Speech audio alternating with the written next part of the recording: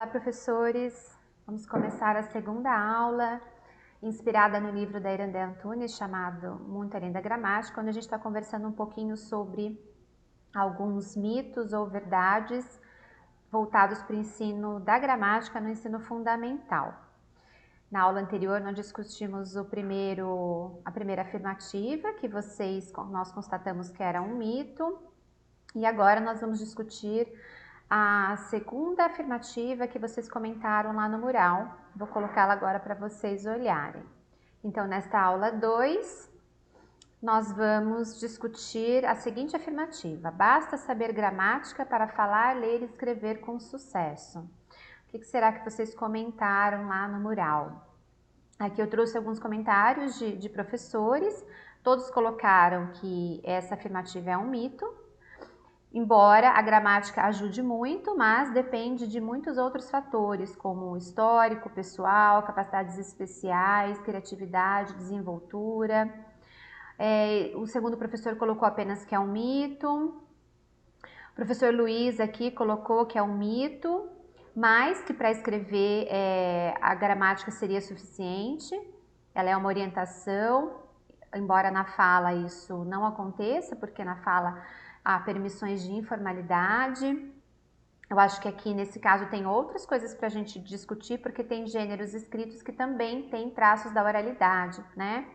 E mesmo quando a gente fala da escrita, a gramática ela é importante, mas ela nunca é suficiente, né? Nós já vimos que um texto ele tem diversos componentes que precisam ser tratados tanto no ensino como na aprendizagem para que os meninos possam, de fato, produzir linguagem. Um outro professor colocou aqui mito também. Na verdade, todos os falantes sabem a gramática de sua língua, ainda que não saibam explicitá-la, por isso conseguem comunicar seu pensamento, saber usar a língua em diversos contextos e em modalidades diferentes. Depende também de outros fatores, sociais, culturais, cognitivos, etc.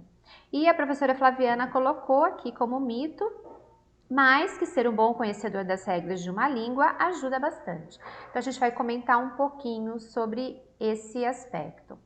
Então, a segunda afirmativa se configurou como um mito também, se a língua e gramática não se equivalem, que era o mito número 1, ou seja, língua e gramática não são a mesma coisa, logo, saber gramática não é suficiente para falar, ler e escrever com sucesso. A gente está falando aqui do sucesso dos alunos na produção de linguagem. E de onde que vêm esses mitos ou essas falsas verdades, vamos dizer assim?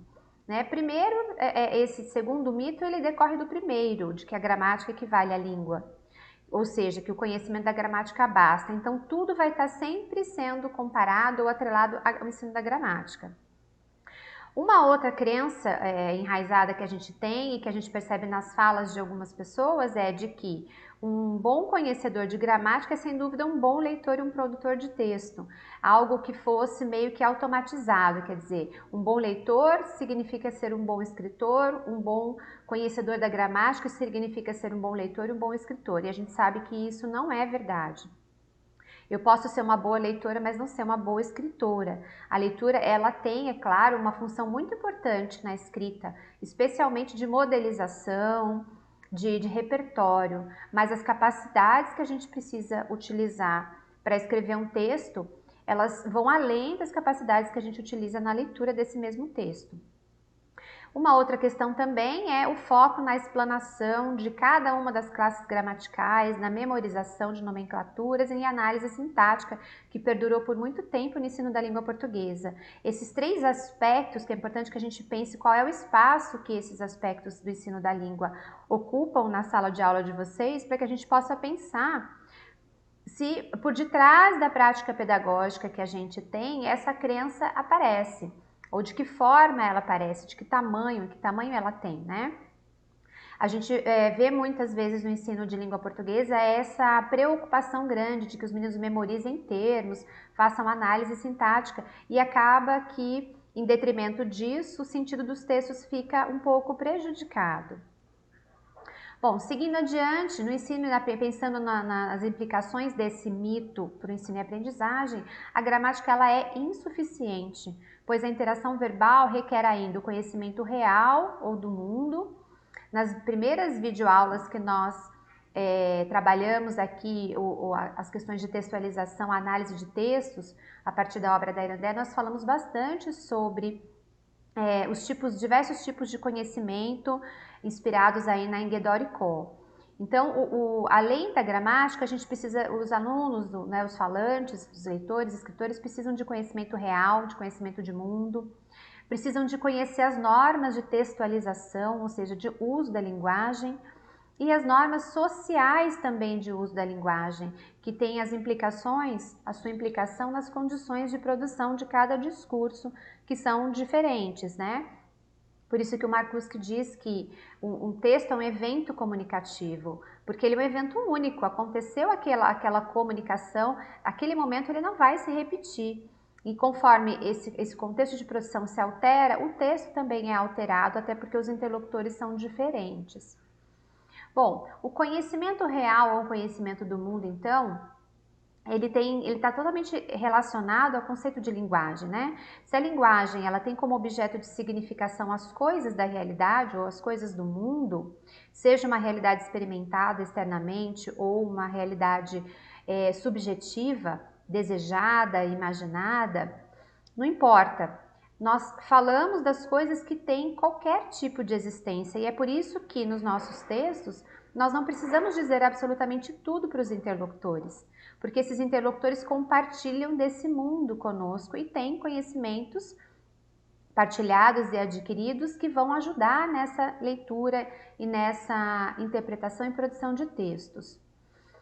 Vejamos um exemplo aqui com este poema do Carlos Drummond de Andrade, Aula de Português.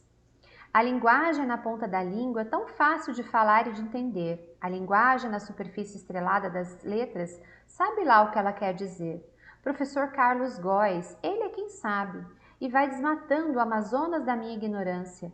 Figuras de gramática esquipáticas atropelam-me, aturdem-me, sequestram-me.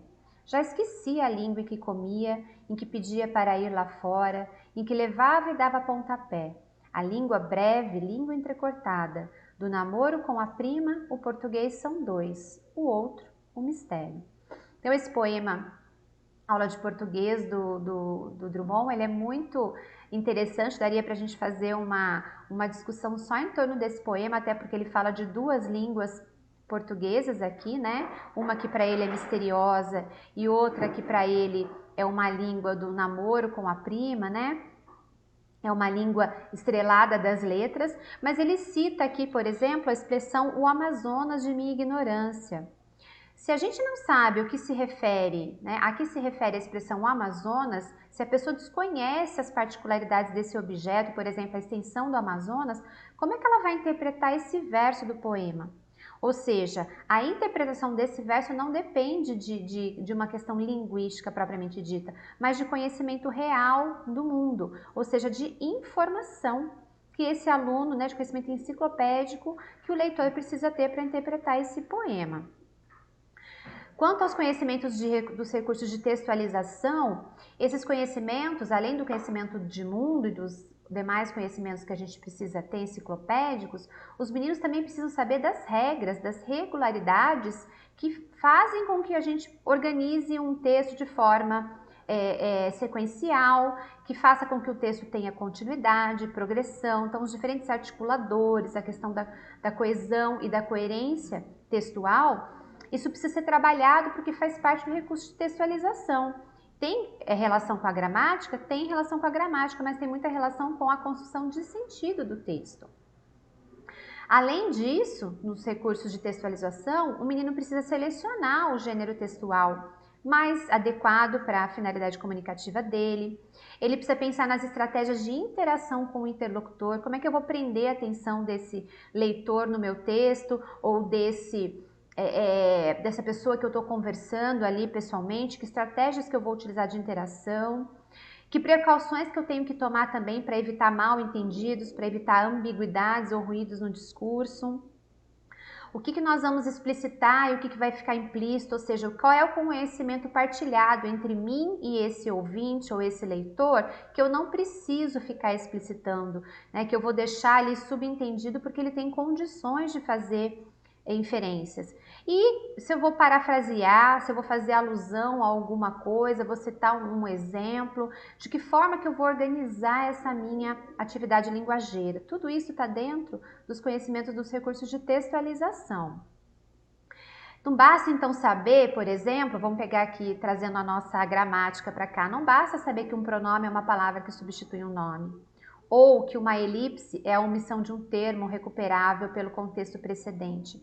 Essas descrições, elas não ajudam os meninos a manejar a linguagem de forma coerente, articulada num texto. É preciso saber em que pontos do texto convém usar um pronome no lugar de uma expressão nominal, ou convém usar uma expressão nominal no lugar de um nome, né? E ainda recorrer a uma elipse em vez de usar uma forma explicitada. Vejamos uma atividade do livro didático, de que forma que ela abordou a questão dos pronomes. Olha só, a atividade é a seguinte: reescreva no seu caderno o trecho da história a seguir, substituindo as palavras sublinhadas por. E aí tem 4 pronomes aí, né? Para que os alunos substituíssem esses termos. Então, o texto é o seguinte: Pedro estava arranjando o carro enquanto Lígia fazia as malas. Julinho queria ajudar na arrumação da bagagem de Lígia, pois tudo estava atrasado. Pedro conseguiu arrumar o carro porque Fátima, Inês e Marcos também vieram ajudar. Bernardo, porém, não pôde participar do passeio porque estava adoentado e cheio de preguiça. Olha só, o que vai acontecer com esse texto se os meninos fizerem exatamente o que o livro didático solicitar? Ele vai ficar desse jeito aí, em texto inteligível, quer dizer, ininteligível. Ninguém consegue entender, não comunica nada e a atividade foi realizada mecanicamente. O aluno só precisa saber qual palavra qual substantivo é masculino ou feminino, singular e plural, e fazer a substituição. Ele não precisa nem reler o texto. Então, esse tipo de atividade do livro didático, em que medida ele ajuda o menino a desenvolver uma competência escritora e mesmo uma competência leitora? E qual é a imagem que esse menino vai ter dos recursos gramaticais? Né? Quer dizer, é tão mecânico assim, basta eu substituir, eu não preciso pensar. Então, o movimento que o aluno vai fazer para realizar essa atividade, ele pode levar muitas vezes para uma produção de texto espontânea dele, achando que esse tipo de resolução vai ajudá-lo na produção de um texto com maior qualidade. Então, como que ficaria o entendimento desse texto? Como que a gente identifica quem está falando, quem fez o quê? Então, basta empregar os pronomes com as devidas flexões de gênero e número, quer dizer, o menino pode saber o que é pronome, pode saber explicar sobre isso, mas na hora de fazer o uso desses pronomes de forma que o texto tenha coerência, uma atividade como essa pode prejudicar a textualidade ou a textualização da linguagem. E as implicações disso tudo para o ensino e aprendizagem. Então, é importante a gente pensar que certas atividades escolares, elas acabam descaracterizando o que é fundamental na linguagem, que é sempre a interação, a comunicação, permitir a troca de sentidos e de intenções. Então, atividades como essa precisam ser ressignificadas, precisam ser reinventadas para que elas façam sentido para o aluno, né? O conhecimento das normas sociais e do uso da língua, ele também é extremamente importante nesse sentido de articulação com o conhecimento gramatical, porque a atividade de linguagem ela é muito complexa, ela mobiliza diferentes saberes e competências. Somado ao conjunto das regras linguísticas, né, falando aí da gramática e do léxico, e das regras textuais, que a gente comentou um pouquinho agora, tem um outro conjunto importante que são as normas sociais que regulam o comportamento das pessoas em situações de interação verbal. Ou seja, ninguém fala o que quer, do jeito que quer e em qualquer lugar. Inclusive, a gente percebe muitos alunos na escola fazendo ajuste de linguagem, quando eles vão fazer um comunicado numa sala de aula que não é a sala deles. Então, o aluno tenta formalizar, vamos dizer assim, né, tornar mais formal o seu discurso. O que ele está fazendo? Ele está fazendo ele tem conhecimento das normas sociais que regulam a língua e ele está tentando fazer um ajuste no grau de formalidade de acordo com a mensagem que ele quer passar e com o público que ele quer passar. E aí, pensando no ponto de vista da comunicação, existem os bem comportados e os mal comportados, ou seja, em toda cultura prevalece um conjunto de normas que especificam quem pode falar, o que pode falar, com quem pode falar e quando falar. E essas normas, elas precisam fazer parte das discussões das aulas de língua portuguesa, né? Porque a linguagem, a atividade de linguagem é uma atividade socialmente normatizada, ela é regulada. Bom, mais um pouquinho aqui sobre as implicações dessa conversa para o ensino. Ao lado do conhecimento da gramática, então, outros são necessários, imprescindíveis e pertinentes. Dentre eles, a gente até já falou bastante sobre esse tópico, que é o estudo do léxico, mas não é o estudo do léxico de forma isolada, é um estudo do léxico na perspectiva de composição do texto, de como as palavras elas são recursos de coesão desse texto, elas amarram, produzem ali toda uma tessitura nos textos que a gente produz e nos textos que a gente lê. É importante articular o trabalho com as diferentes práticas sociais de linguagem. Geralmente a oralidade ela está acompanhada da escrita, como eu estou agora fazendo uma exposição oral, pautada num texto escrito, nas minhas anotações que estão no slide.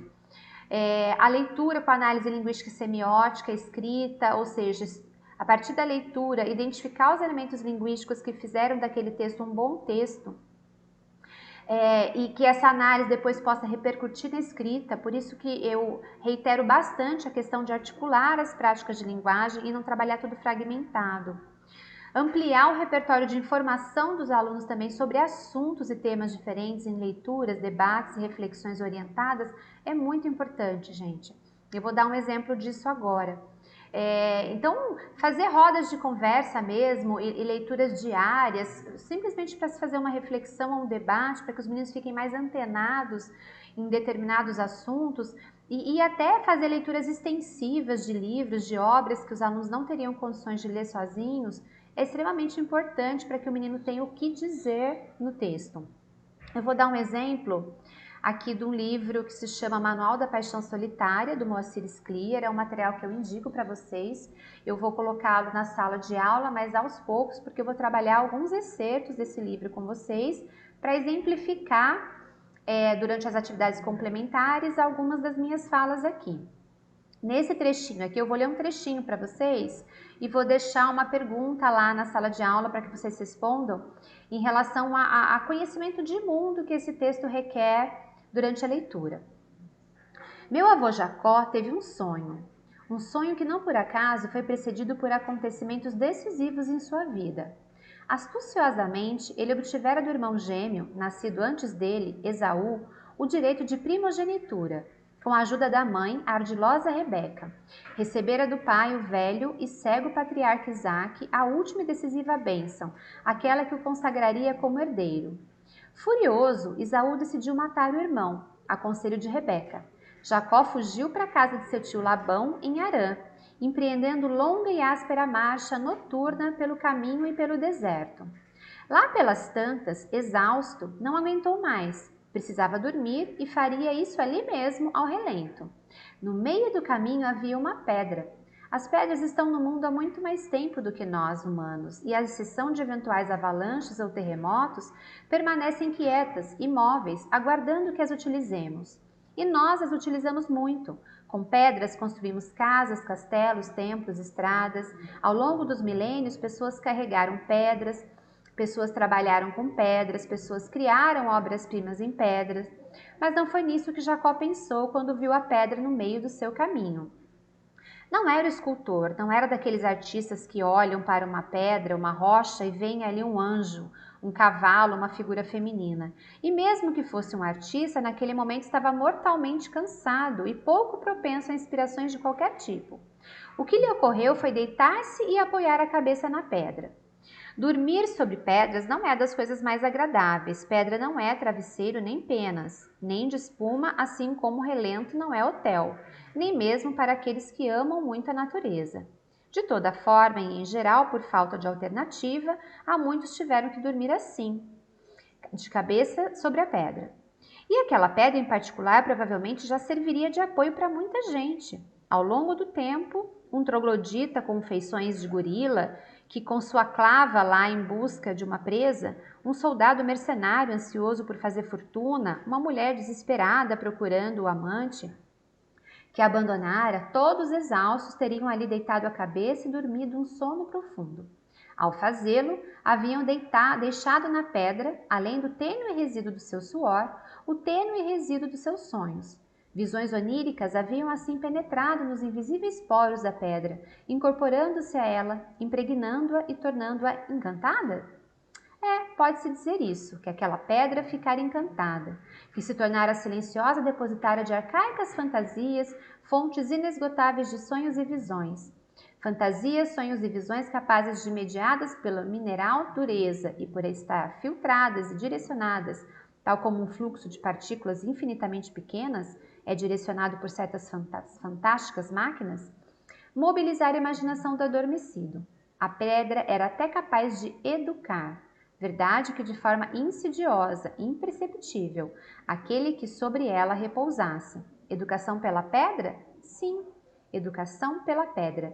Insólita educação, educação sentimental, não conceitual, não cognitiva.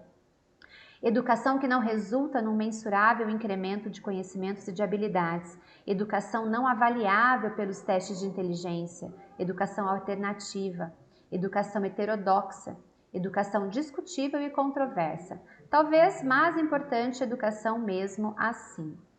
Eu vou deixar esse trechinho do texto para vocês lá na sala de aula com algumas perguntas. Vocês já devem ter percebido, e eu fiz alguns destaques aqui nesse excerto do livro do Moacir Scliar, de algumas relações intertextuais que a gente pode perceber aqui. Mas a questão é, será que os nossos alunos são capazes de ler um trecho como esse e perceber essa intertextualidade? Então, a exploração de propriedades do texto, como a intertextualidade, a coesão, a coerência, a exploração de conhecimento sobre a quantidade de informação que eu preciso colocar num texto e onde que eu vou distribuir, em que sequência, em que divisão eu tenho que fazer dessa informação, a adequação do gênero às circunstâncias de interação, de interlocução e aos interlocutores, fazem parte, precisam fazer parte então das nossas discussões articuladamente com as questões gramaticais. Efetivamente, como diz aqui a Ira Antunes, seria bem mais produtivo nas aulas de língua portuguesa pensar a linguagem, pensar sobre a linguagem, tentar vê-la por dentro, tentar entender o encaixe das peças que fazem seu funcionamento interativo.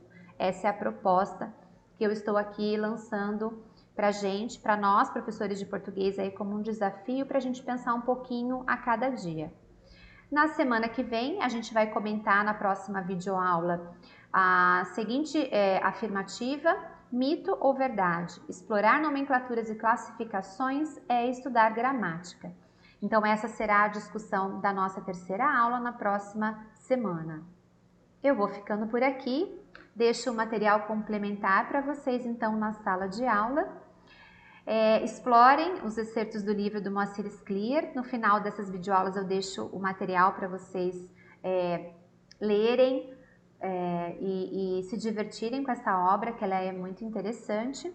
E compartilhem também esse vídeo, se você achou interessante fazer essa discussão aí com os seus colegas, compartilhe esse vídeo com os seus colegas também. E até a próxima!